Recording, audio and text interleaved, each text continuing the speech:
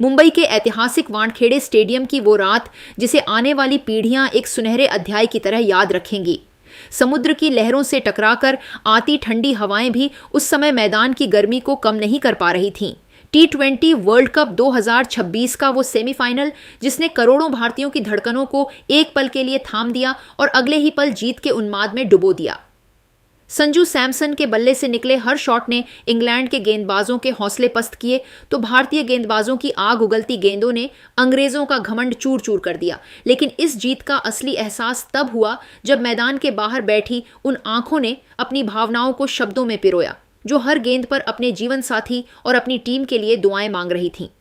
खिलाड़ियों की पत्नियों और करीबियों के वो बयान महज शब्द नहीं थे, बल्कि उस संघर्ष, उस डर और उस अटूट विश्वास की दास्तां थे जो उन्होंने स्टैंड्स में बैठकर महसूस किया।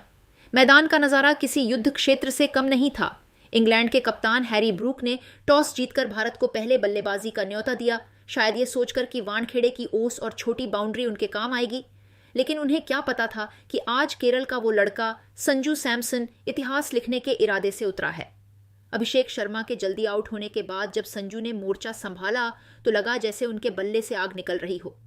जोफ्रा आर्चर की रफ्तार हो या आदिल राशिद की फिरकी, संजू के पास हर सवाल का जवाब था।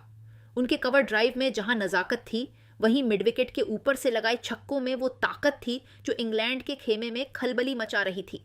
संजू ने जब 42 गेंदों में 89 रनों की वो आतिशी पारी खेली तो पूरा स्टेडियम संजू संजू के नारों से गूंज उठा। उनकी इस पारी ने भारत को 253 रनों के उस विशाल स्कोर तक पहुंचाया जहां से जीत की खुशबू आने लगी थी। शिवम दुबे की आक्रामकता और हार्दिक पांड्या के फिनिशिंग टच ने स्कोरबोर्ड को एक ऐसी ऊंचाई दे दी जहां पहुंचना नामुमकिन सा लग रहा था। लेकिन क्रिकेट अनिश्चितताओं का खेल है। इंग्लैंड ने जब पीछा करना शुरू किया तो जैकब बेथेल के रूप में एक ऐसा तूफान आया जिसने भारतीय खेमे की पेशानियां पर बल ला दी। बेथेल की 105 रनों की पारी ने मैच को अंतिम ओवरों तक खींच लिया। उस वक्त वानखेड़े में मौजूद हर भारतीय की सांसें अटकी हुई थीं, लेकिन जब जीत मिली तो वो खुशी आंसुओं के रूप में बाहर निकली। भारतीय टीम की इस रोंगटे खड़े कर देने वाली जीत के बाद अनुष्का शर्मा के चेहरे पर जो सुकून और गर्व था वह शब्दों में बयां करना मुश्किल था। अनुष्का, जो अक्सर मैदान पर विराट और टीम के उतार चढ़ाव की साक्षी रही है, आज बेहद भावुक नजर आईं। उन्होंने धीमी आवाज में लेकिन पूरे गर्व के साथ कहा कि आज का यह मुकाबला किसी फिल्मी क्लाइमैक्स से भी कहीं ज्यादा रोमांचक था। उन्होंने बताया कि कैसे एक पल के लिए उन्हें लगा कि शायद मैच हाथ से निकल रहा है, लेकिन फिर उन्होंने टीम के आंखों में वो जीत का जज्बा देखा। संजू की बल्लेबाजी को उन्होंने एक कविता करार दिया और जसप्रीत बुमराह के उस 18वें ओवर को याद करते हुए उनकी आंखें भर आईं। अनुष्का ने कहा, वह ओवर नहीं था, वह करोड़ों भारतीयों की उम्मीदों का रक्षा कवच था। उनके लिए यह जीत सिर्फ एक फाइनल का टिकट नहीं, बल्कि उस कड़ी मेहनत का फल है जो ये खिलाड़ी अपनी निजी जिंदगी को पीछे छोड़कर देश के लिए करते हैं। वहीं रितिका सजदेह, जिन्हें अक्सर हम अपनी उंगलियां चबाते हुए और स्टैंड्स में बैठकर दुआएं मांगते हुए देखते हैं, आज खुद को संभाल नहीं पा रही थीं। रोहित शर्मा की गैर मौजूदगी में भी टीम ने जिस तरह से एक यूनिट के तौर पर प्रदर्शन किया, उसने रितिका को भीतर तक झकझोर दिया। रितिका ने बेहद इमोशनल होते हुए कहा कि वानखेड़े का हर कोना आज चिल्ला रहा था। उन्होंने विशेष रूप से हार्दिक और बुमराह का जिक्र किया। रितिका के अनुसार जब जस्सी, बुमराह हाथ में गेंद लेकर रनअप की शुरुआत करते हैं तो उन्हें भरोसा हो जाता है कि अब कुछ बुरा नहीं होगा। उन्होंने संजू सैमसन के आत्मविश्वास की सराहना करते हुए कहा कि आज संजू ने जो दिखाया है वह सालों की तपस्या का नतीजा है। उनकी आवाज में वो कंपी साफ महसूस की जा सकती थी जो एक तनावपूर्ण मैच के खत्म होने के बाद आती है। देविशा शेट्टी के लिए भी यह रात किसी सपने जैसी थी। जब सूर्य कुमार यादव जल्दी आउट हो गए थे तब देविशा के चेहरे पर मायूसी थी, लेकिन संजू और बाकी टीम ने जिस तरह से जिम्मेदारी संभाली उसने उनकी आंखों में खुशी के आंसू ला दिए। देविशा ने कहा कि एक खिलाड़ी की पत्नी होने के नाते वे जानती हैं कि हार और जीत के बीच का जो फासला होता है उसे तय करने में कितनी मानसिक मजबूती चाहिए होती है। आज भारतीय गेंदबाजों ने जिस तरह से 254 रनों के विशाल लक्ष्य का बचाव किया वह उनके लिए किसी चमत्कार से कम नहीं था। उन्होंने इसे टीम इंडिया की एकजुटता की जीत बताया और कहा कि आज पूरी दुनिया ने देख लिया कि भारत क्यों विश्व क्रिकेट का सिरमौर है।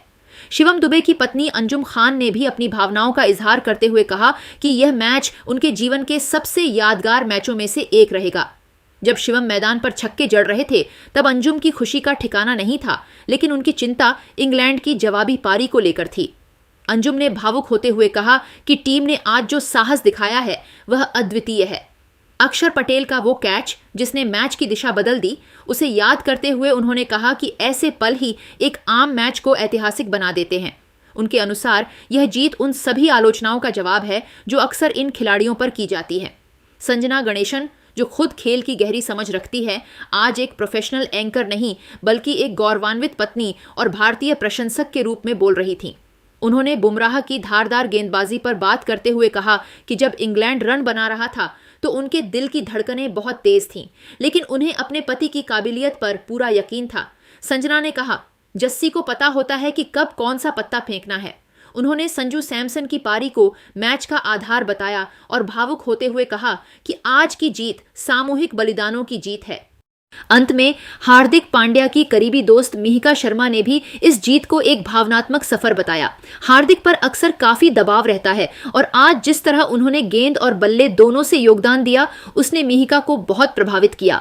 उन्होंने कहा कि हार्दिक अक्सर मुश्किल परिस्थितियों में निखरते हैं और आज उन्होंने फिर साबित कर दिया कि वे एक बड़े मैच के खिलाड़ी हैं।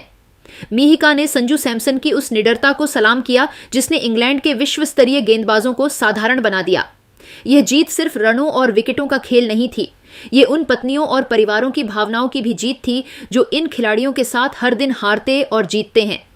वानखेड़े की वो रात हमें सिखा गई कि जब पूरा देश और अपनों की दुआएं साथ हों तो 254 रनों का पहाड़ भी कम पड़ता है और 7 रनों की जीत भी 7 जन्मों की खुशी दे जाती है।